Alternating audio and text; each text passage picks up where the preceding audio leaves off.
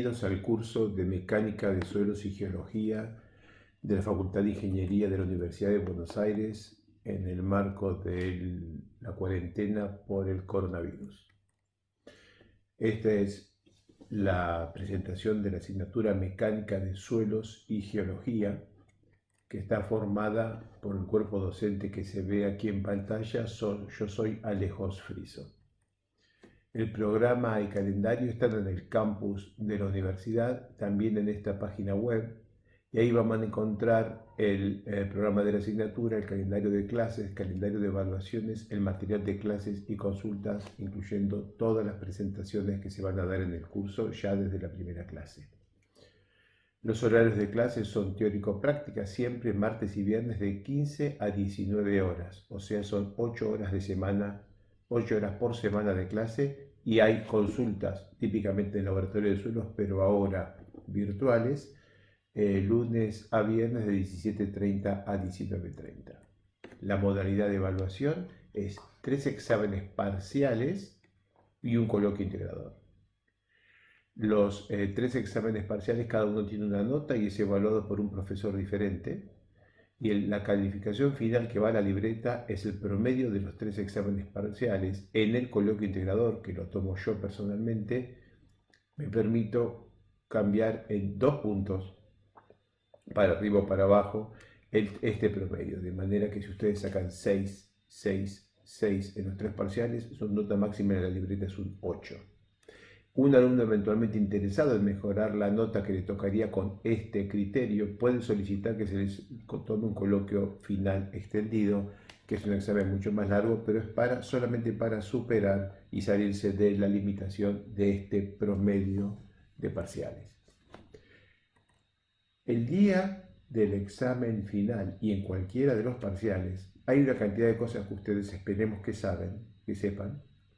Hay algunas cosas que deben saber. Y hay algunas cosas que si no saben no pueden seguir. A eso los llamamos desconocimientos descalificatorios. Están listados en las siguientes 3 páginas. No necesitan saber ahora qué es cada cosa, pero sí van a saber al momento del respectivo examen qué quiere decir cada una de estas palabras. Entonces los desconocimientos descalificatorios, si no lo saben, el examen no puede seguir. Son estos, estos y estos. El curso se basa en una bibliografía que está esencialmente en inglés. Pido disculpas por esto, pero la realidad es que no hay libros modernos de mecánica de suelos y de ingeniería geotécnica en español. El más moderno de los muy buenos es Jiménez Salas y otros. Son 4 tomos, es una verdadera Biblia, tiene unas 3.000-4.000 páginas, y es del año 1975, a pesar de que ya son muchos años. Es un libro muy bien estructurado y moderno, pero es muy difícil de leer. En todo caso, la gente que no pueda o no quiera leer en inglés, este es el libro que tienen que usar. Para el resto de las personas, para la gente que esté cómoda con el inglés, el libro de Holtz y Kovacs y el libro de Cray, para todos los conceptos básicos y, digamos, ya hasta avanzados de la asignatura, están muy bien. Y para algunos temas en particular, el libro de Powry introduce una mirada fresca y nueva sobre conocimientos que pueden ser interesantes.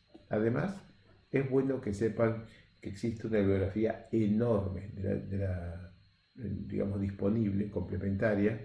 Nosotros en el laboratorio de mecánica de suelos tenemos cientos y cientos de libros, digamos, no copias del mismo libro, sino cientos y cientos de libros diferentes, algunos de los cuales son estos, que son realmente muy buenos y conviene saber que están ahí. Muchas gracias. Bienvenidos al segundo módulo de la primera clase, Introducción a la Ingeniería Geotécnica. Aquí vamos a definir la ciencia mecánica de suelos y rocas y la tecnología asociada, Ingeniería Geotécnica. Los suelos y las rocas son materiales constituidos por partículas, agua y aire, materiales de la naturaleza que forman la corteza terrestre. Intuitivamente todo el mundo sabe lo que son los suelos y lo que son las rocas, y vamos a distinguir los suelos de rocas en nuestra asignatura exclusivamente por su dureza, por su resistencia mecánica. Entonces, si yo tomo un terrón de suelo y se lo tiro al pecho a alguien, lo ensucio. Si le tiro un fragmento de roca y se lo tiro al pecho a alguien, lo lastimo. Y eso es la única diferencia que vamos a tomar. Hay otras disciplinas, la edafología habla de suelo, solamente el suelo que tiene lombrices. Para los geólogos, una duna de arena es roca. Y con base a esta definición vamos a hablar de la mecánica de suelos y rocas como la ciencia aplicada que estudia el comportamiento mecánico e hidráulico de suelos y rocas. Este comportamiento es el resultado de la interacción que a veces es muy compleja entre diferentes elementos constituyentes, y la ciencia nació en 1934 cuando Carl Versaghi se dio cuenta que para estudiar el comportamiento de una mezcla de partículas sólidas, fluidos líquidos y gaseosos, había que estudiar el comportamiento de los constituyentes por separado y aplicar las reglas de la mecánica del sólido a las partículas sólidas y la regla de la mecánica de fluidos a las partículas fluidas.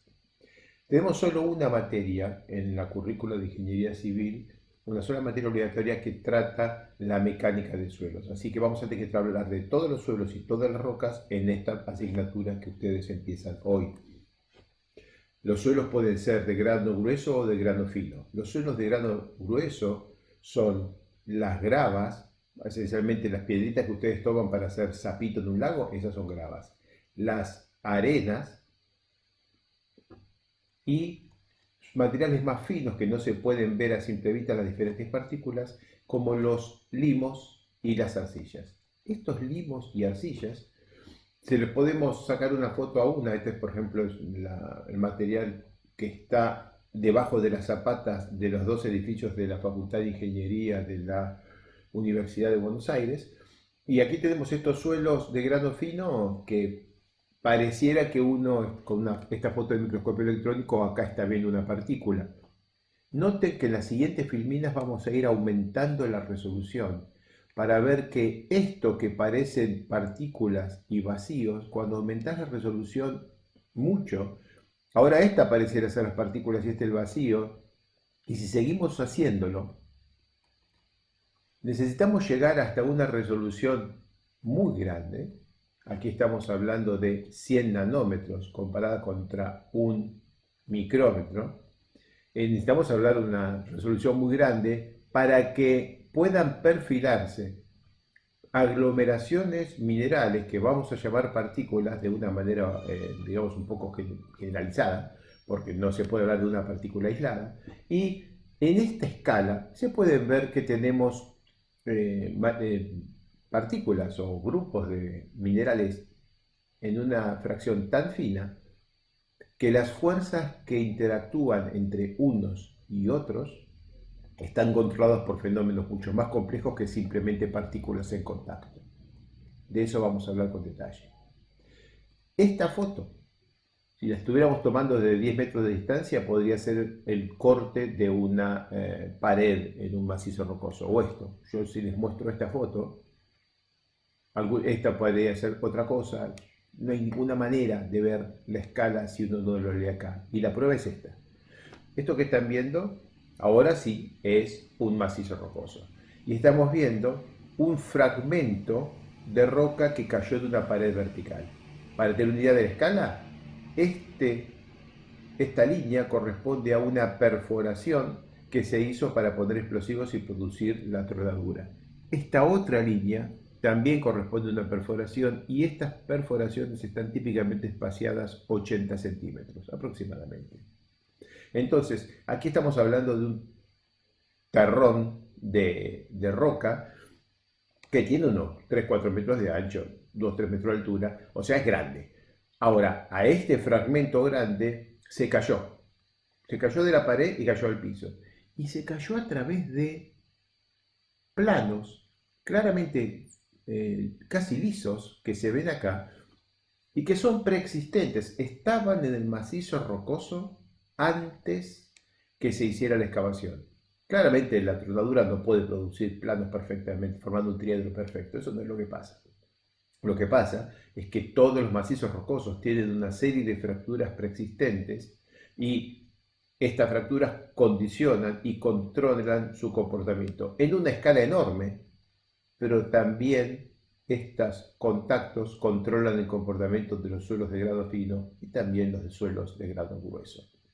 Así que la mecánica de suelos y rocas es parte de la mecánica del sólido porque analiza el comportamiento de las partículas sólidas en contacto, sean sólidos de 2 metros de diámetro promedio o de 2 milímetros o de 100 nanómetros. Son partículas sólidas en contacto que tienen deformaciones y estas deformaciones tienen componentes reversibles para las cuales vamos a aplicar la teoría de la elasticidad, tiene componentes permanentes para los cuales vamos a aplicar la teoría de la plasticidad y tiene componentes diferidas que ocurren a lo largo del tiempo para los cuales vamos a aplicar teorías de viscoplasticidad. Entonces, en concreto, los suelos y las rocas son sólidos friccionales porque la resistencia viene del contacto entre partículas.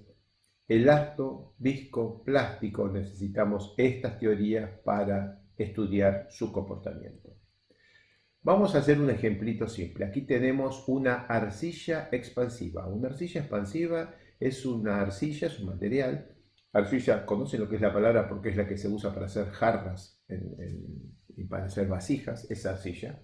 Bien, esta arcilla expansiva es un material que cambia mucho de volumen cuando se lo pone en contacto con agua. De manera que si uno toma un terrón duro de una arcilla expansiva y lo sumerge en agua, se hincha mucho y se ablanda mucho. Y si uno agarra una pasta blanda de una arcilla expansiva y se la deja al aire, va perdiendo humedad contra la atmósfera y reduce mucho su volumen, se achica y tiene comportamiento y se endurece. Y lo que era una pasta blanda se convierte en un terrón muy duro. Este es un ejemplo hecho hace muchísimos años, hecho por mí, con unos discos llenos con bentonita. Acá hay 4 muestras de bentonita, que es una arcilla en particular, esta bentonita mezclada con agua, en una fracción tal que esto quedó más o menos como una manteca blanda, una manteca que uno se hubiera olvidado fuera de la heladera durante toda la noche. Así de blando estaba. Y con esto llenamos 4 anillos que no tienen ni tapa ni fondo, son anillos, tienen diferentes diámetros y todos la misma altura. Esto ocurrió un cierto día 7 de marzo. Cuando venimos 9 días después, el 16 de marzo, notamos que todas las pastillas se redujeron significativamente. Y si volvemos el 30 de marzo, notamos que todas las pastillas se redujeron más y que están cambiando de color. Y en particular vemos que la más grande tiene el aro exterior que cambió completamente de color y una fractura. Y nos preguntamos, ¿qué pasó aquí?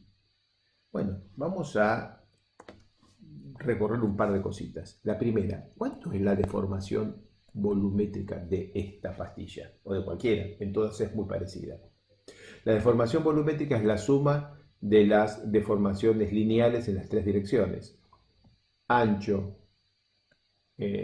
altura y espesor. Entonces, si uno imagina que esto ha sido todo uniforme y se ve que el diámetro actual es aproximadamente el 60% del diámetro original, la deformación volumétrica es entonces el 0,6, que es 1, pero al cubo, porque está ocurriendo 3 veces básicamente. Entonces, tenemos una cantidad de deformación volumétrica enorme. La muestra tiene probablemente el 25% o el 20% del volumen original. Y tenemos que una muestra se fracturó. ¿Por qué se fracturó? El mecanismo que les invito a que consideren es este. La muestra era grande y en cuanto se empezó a despegar de su anillo, empezó a perder humedad hacia arriba y también por esta pared hacia el exterior lateralmente. A medida que el material pierde humedad, se va reduciendo su diámetro. Pasa a ser así. Ya no es más así, esto ya no existe. Y ahora que está de este diámetro, la muestra tiene menos agua y la misma cantidad de suelo. Tiene más resistencia y más rigidez.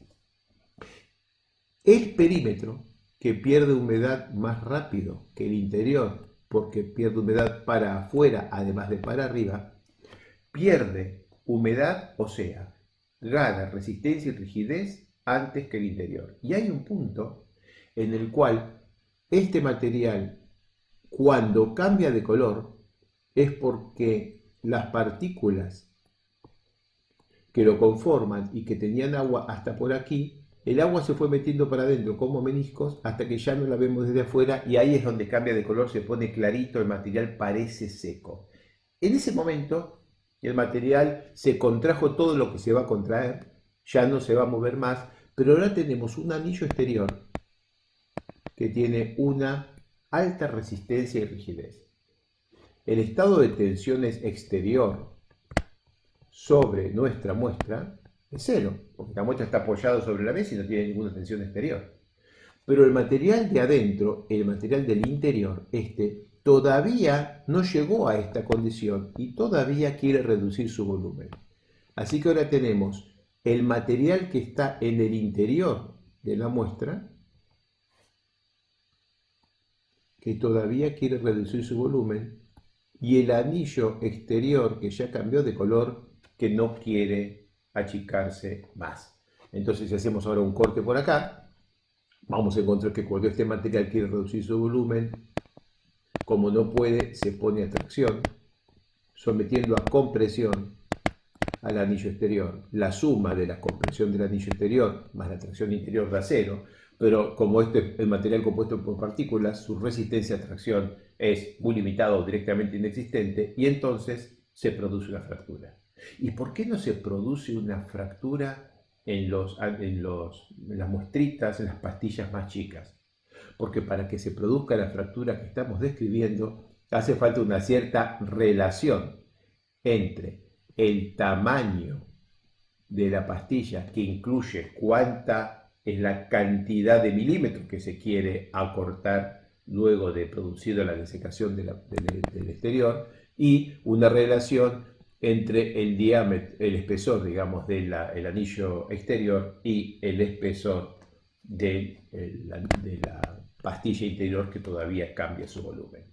Todo eso, digámosle ciencia, es lo que hace que hay una escala en la que se producen fracturas y para escalas más pequeñas no.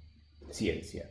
¿Tiene sentido estudiar esto? Bueno, imaginen que ustedes son dueños de esta casa, la fundan sobre una arcilla expansiva y les pasa esto. ¿Qué hubieran podido hacer para que esto no les pase? Una primera cosa, pongan una amplia vereda aquí, no pongan plantas y no rieguen plantas. No rieguen plantas en el perímetro de una casa, porque si le agregamos humedad a una arcilla expansiva en el perímetro de la casa y no adentro, el borde se va a levantar respecto del centro y se nos va a rajar así. Este es un ejemplo de la ciencia y su aplicación tecnológica. Bien, ¿cuáles son los temas que estudiamos en la ingeniería geotécnica? Esto va a ser muy rápido. Son estabilidad de taludes naturales, aquí un cerro se cayó tapando una autopista.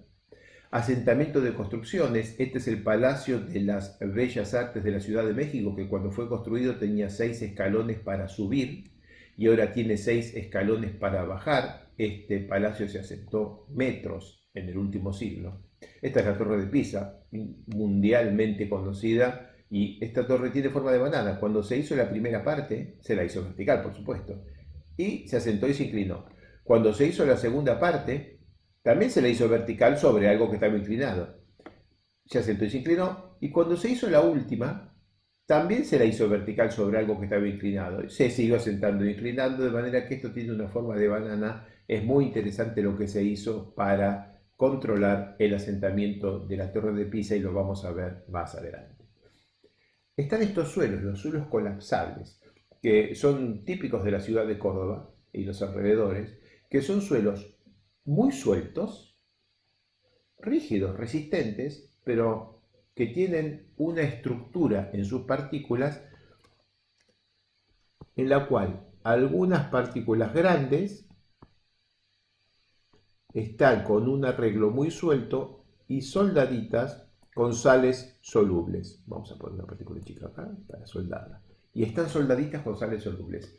Cuando le ponemos agua a esto se desmorona como un castillo de naipes, produciendo asentamientos muy importantes. Hay anécdotas lindas. Alguien llega a su casa, hace un pozo en el jardín, planta un pequeño limonero, lo tapa, pone la manguera para regar el limonero y cuando vuelve, entra, se hace un mate, cuando sale otra vez, todo el limonero entero quedó enterrado, hasta las hojas, porque el suelo que hay debajo, cuando le aportas agua,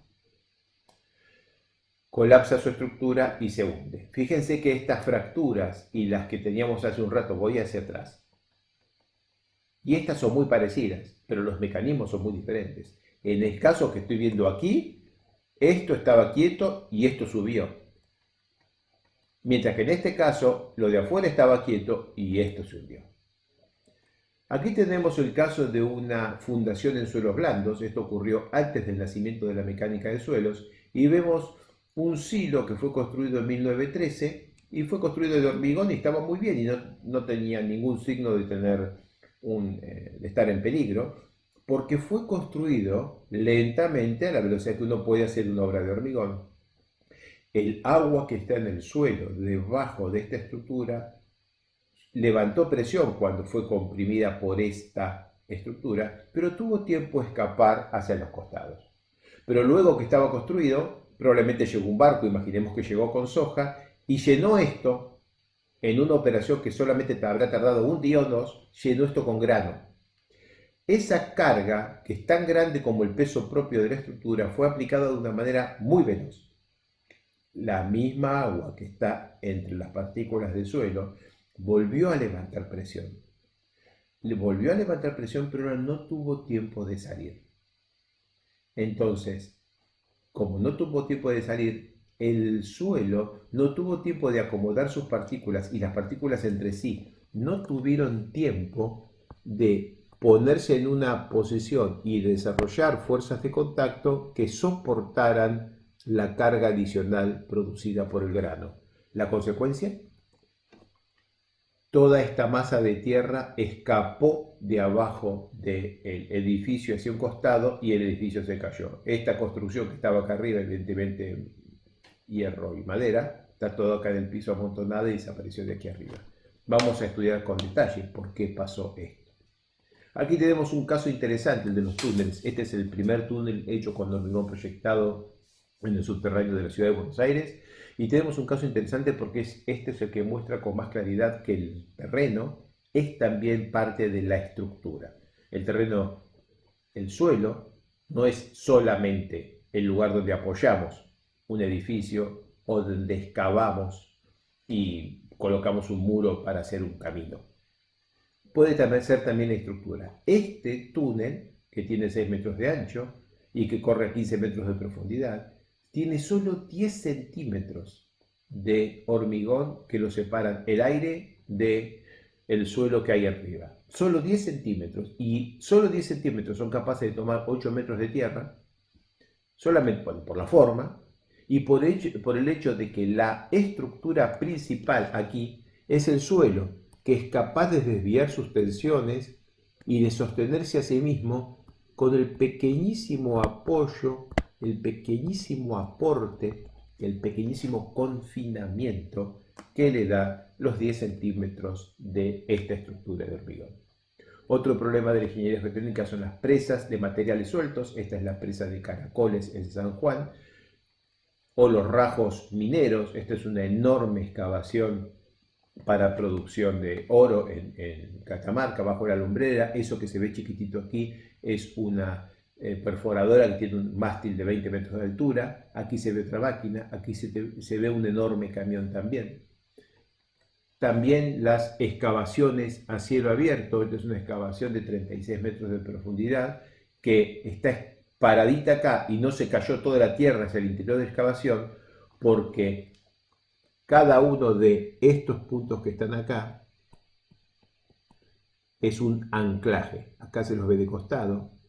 Un anclaje que va hacia atrás y que son cables de acero, como los cables de sensor que están afirmados aquí, y van hacia atrás y se anclan en el terreno muy lejos atrás del terreno que se hubiera querido caer. Así que lo que estamos haciendo con estos anclajes es sosteniendo el terreno que no hubiera estado en condición estable, atándolo contra el terreno que está más atrás y que sí está en condición estable. Bueno, muchas gracias. Va a haber todavía un módulo más de esta primera clase. Bienvenidos al tercer módulo de la primera clase de Introducción a la Ingeniería Geotécnica. Aquí vamos a hacer un rápido repaso de conceptos previos, en particular tensión versus resistencia, el criterio de Moore-Coulomb y el principio de Arquímedes. Tensión versus resistencia. Imaginemos un bloque de 10 kilogramos que está apoyado en un plano horizontal y tiene una interfaz con un coeficiente de fricción de 0.3. Entonces el bloque que acabo de dibujar pesa 10 kilos y este coeficiente de fricción aplica a esta interfase. ¿Cuánto es la tensión de corte en este momento en ese plano de contacto entre bloque y superficie? ¿Y cuánto es la resistencia al corte? Eso nos introduce al concepto de demanda y de capacidad. Demanda, lo que necesito; capacidad, lo que tengo. Y en ingeniería siempre queremos que la demanda sea menor que la capacidad. Entonces vayamos aquí y preguntémonos, ¿cuánto es la tensión de corte que actúa en ese plano? Como no hay ninguna fuerza horizontal actuando aquí, no hay ninguna tensión de corte en este plano. ¿Eso quiere decir que el plano no resiste tensiones de corte? En absoluto.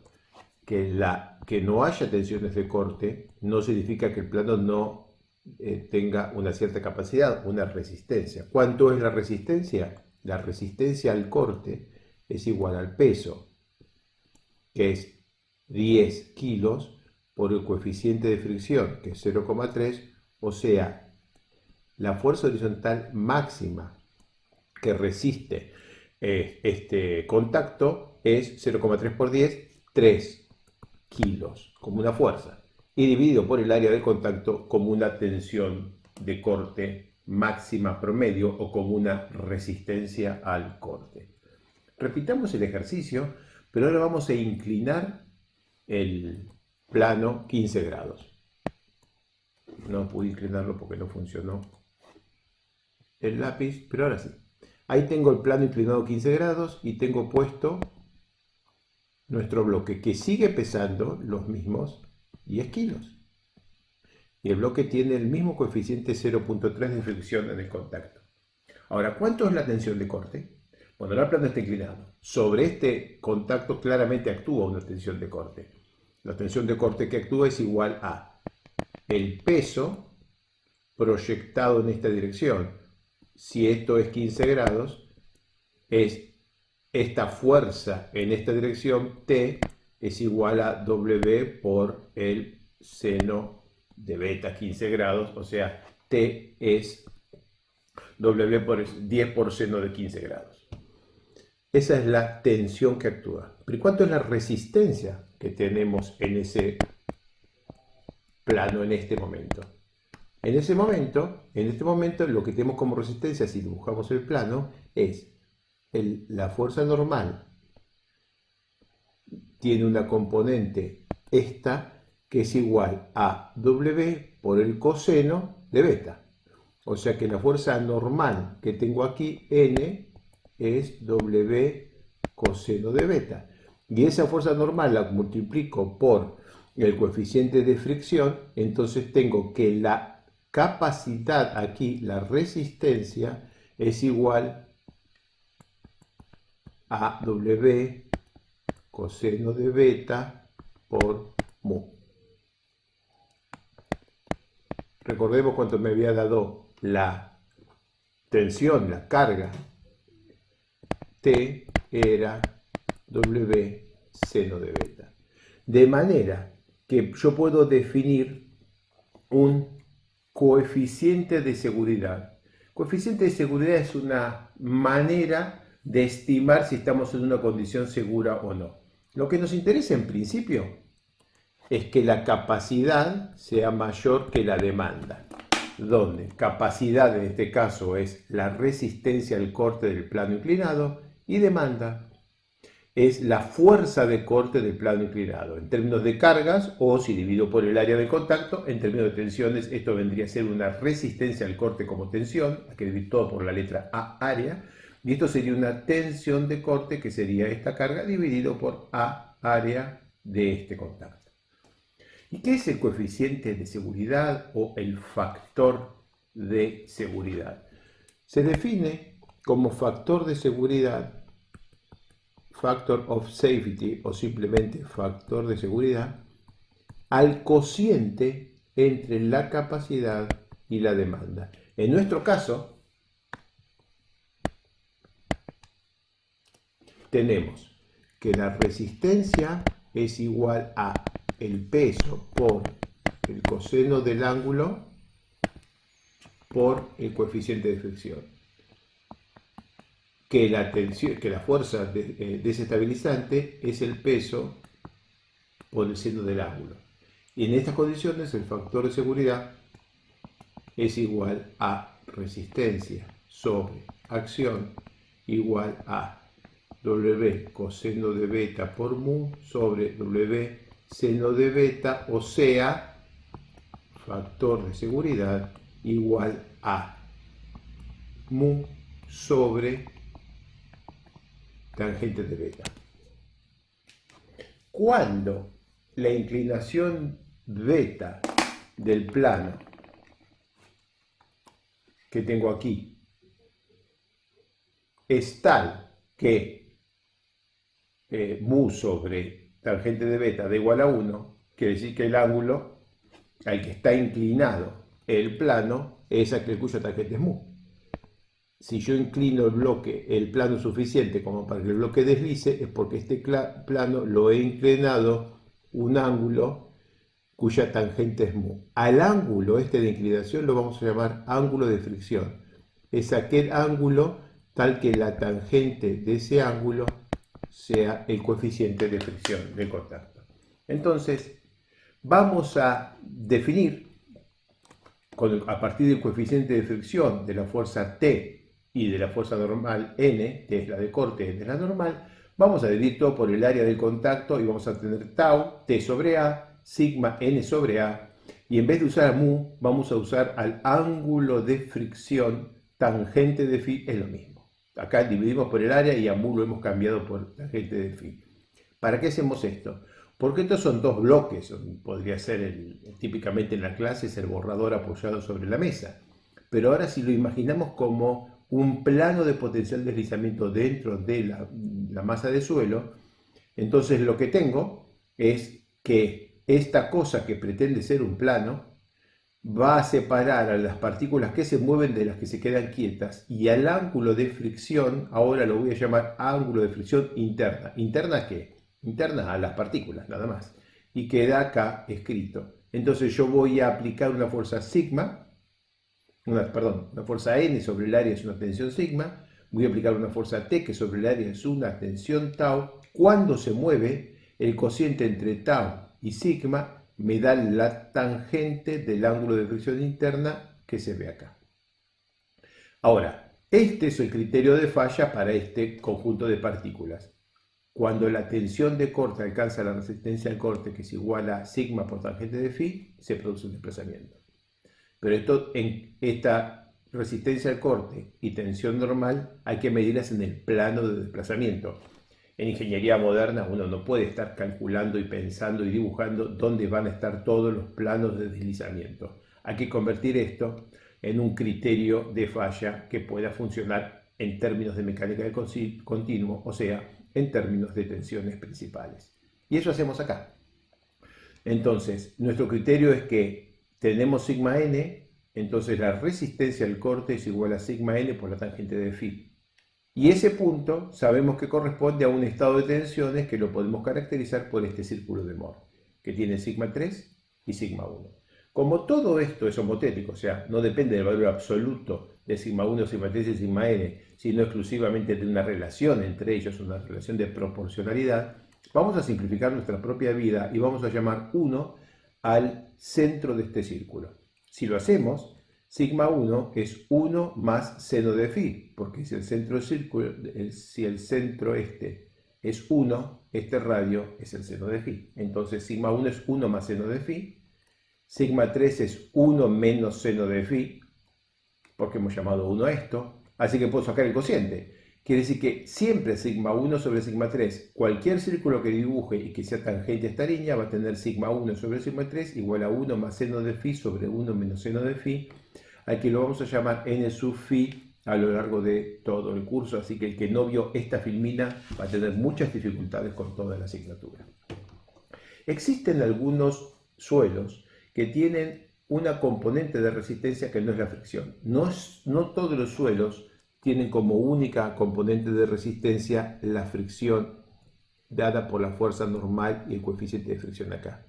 Hay algunos suelos que también tienen una componente adicional de resistencia dada por la cementación de este contacto. Alguna forma de soldadura, por sales, por cualquier cosa, que hace que esos dos contactos tengan una cierta resistencia al corte, aunque no haya ninguna tensión aplicada. A esa cementación, en el gráfico que estamos viendo en la pantalla, significa que sin ninguna tensión aplicada hay una cierta resistencia al corte. Aquí está la cementación. Vuelve a aparecer el ángulo de fricción interna, pero ya no sale desde cero. Y la matemática que hay que hacer para sacar la cuenta es la misma. Y uno termina con que la tensión principal mayor en el momento de la falla es igual a la tensión principal menor por n phi más 2 por c por raíz de n phi. Y este término significa que cuando sigma 3 es igual a 0, la tensión principal mayor es 2 por c por raíz de n phi. O sea, si sigma 3 es igual a 0, el círculo me da 2 por c por raíz de n phi. Y esa es la resistencia a la compresión simple. ¿Qué es la resistencia a la compresión simple? La resistencia del material cuando le aplico una carga, una tensión normal sigma 1 hasta producir la falla mientras mantengo sigma 3 igual a 0. Fantástico. Tengo la resistencia a la compresión simple. ¿Y cuánto es la resistencia a la compresión simple si el material no tiene cohesión? ¿Cuánto es la resistencia a la compresión simple de este suelo que no tiene cohesión o cementación entre sus partículas? La resistencia a compresión simple es 0. ¿Cómo lo podemos recordar? Bueno, traten de fabricar un cilindro para hacer el ensayo. Traten de fabricar un cilindro y dejarlo paradito así, con arena seca. No van a poder. Se les va a caer y va a quedar con esta forma. Queda con la forma de un cono porque no tiene resistencia a la compresión simple. El siguiente es el principio de Arquímedes, que dice que un cuerpo total o parcialmente sumergido en un fluido en reposo recibe un empuje de abajo hacia arriba igual al peso del volumen que desaloja, y este es el principio que da origen a la mecánica de suelos. Imaginemos que nosotros tenemos una cantidad de esferas todas iguales de un material cualquiera. Le ponemos unas cuantas capas de esferas y ponemos nuestro pie acá encima y aplicamos una carga. ¿Qué es lo que hace que el pie no se hunda? Lo que hace que el pie no se hunda es que el peso de esta esfera hace que haya cierta fuerza de contacto entre esta y esta que le da cierta resistencia al corte. El peso puesto por mi propio pie también comprime a estas esferas contra las de abajo, agrega fuerzas normales, pero porque el pie está acá y en los costados no, también agrega fuerzas de corte que tratan de desplazar unas respecto de las otras. Entonces, si la fuerza que yo hago con mi pie es mucha, esta bolita terminará por acá, esta terminará por acá y todo se va para los costados. Me acabo de hundir entre las bolitas. ¿Y de dónde entra el agua aquí? El agua entra en el hecho de que todo lo que acabo de describir, si lo sumerjo, pone al peso de todas estas bolitas como peso sumergido. Entonces, si el peso propio de esta bolita antes aportaba el 50% de la capacidad que tienen las bolitas de sostener mi peso y ahora la sumerjo, imaginemos que el peso caiga a la mitad, bueno, antes aportaba el 50, ahora aporta el 25 y estoy en problemas. Un ejemplo claro, mnemotécnico, es el de un pelotero. En un pelotero, uno tiene un montón de esferas, todas del mismo tamaño, que tienen un peso prácticamente nada, 0. Es muy, muy liviano. Eso permite que un muchachito como este se tire confiado y caiga y desplace las pelotitas hacia los costados rápidamente y se hunda y quede sostenido. ¿Y por qué no se sigue hundiendo?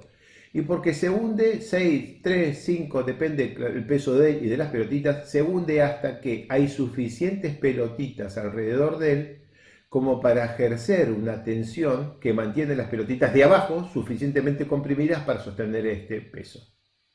Vamos a hacer dos ejercicios intelectuales, uno malvado y el otro también malvado. Primer ejercicio intelectual. Imaginemos que llenamos el pelotero de agua y que todas las pelotitas están flotando. Cuando este chico se tira, como las pelotitas están flotando, no están teniendo fuerzas que las unan entre ellas. No hay fuerzas de contacto entre una y otra. Y este muchacho que cree que va a quedar detenido por las pelotitas, va a pasar a través de todas ellas y se va a zambullir y va a quedar en el agua que hay debajo de las pelotitas. Esa es la primera maldad. Hagamos la segunda maldad.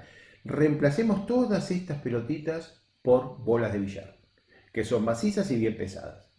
Y ahora cuando el muchacho se tira, con la esperanza de que su peso desplace a estas bolitas por ser muy livianas, se encuentra con una sólida cantidad de pelotas muy duras y se pega un golpe importante, porque el peso propio de las bolas de billar es tal que resiste muy bien el golpe del muchacho al caer sobre ellas. Y para que no le dure tanto, lo que podríamos hacer es poner las bolas de billar y el agua, porque entonces las bolas de billar pesarían la mitad de los que pesan afuera del agua y entonces el golpe para el muchacho sería de la mitad de doloroso. Bien, definición de medio poroso. Un medio poroso es un sólido con poros interconectados o aislados. Estos materiales pueden ser suelos, rocas y hormigones, los que vamos a ver en esta clase, pero también en otras ramas de la ciencia y la ingeniería, las maderas, las plantas, los huesos, los polvos industriales, el papel, los granos, los alimentos, la biomedicina, nosotros mismos. Tenemos partes que son sólidas, con poros, y la cosa se complica porque la parte sólida puede estar compuesta por suelo, en los suelos, ¿no?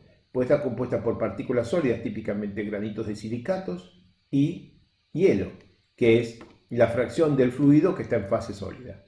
Y la parte fluida puede tener dos partes a su vez, fluida líquida, fluida gaseosa, donde en la fluida líquida vamos a tener en los suelos comunes agua y aire disuelto, o anhídrido carbónico disuelto, y en la fase gaseosa vamos a tener aire, anhídrido carbónico, y vamos a tener también agua en forma de vapor.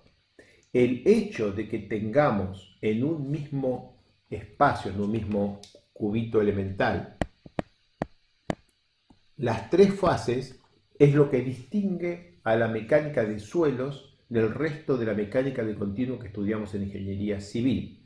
Cuando aquí hablemos de sigma, en mecánica de suelos vamos a tener que hablar a su vez de la sigma de los sólidos, la sigma del agua y la sigma del aire, que van a oponerse a la tensión sigma exterior actuante. Ahí nace nuestra mecánica de los suelos como rama de la mecánica de continuo.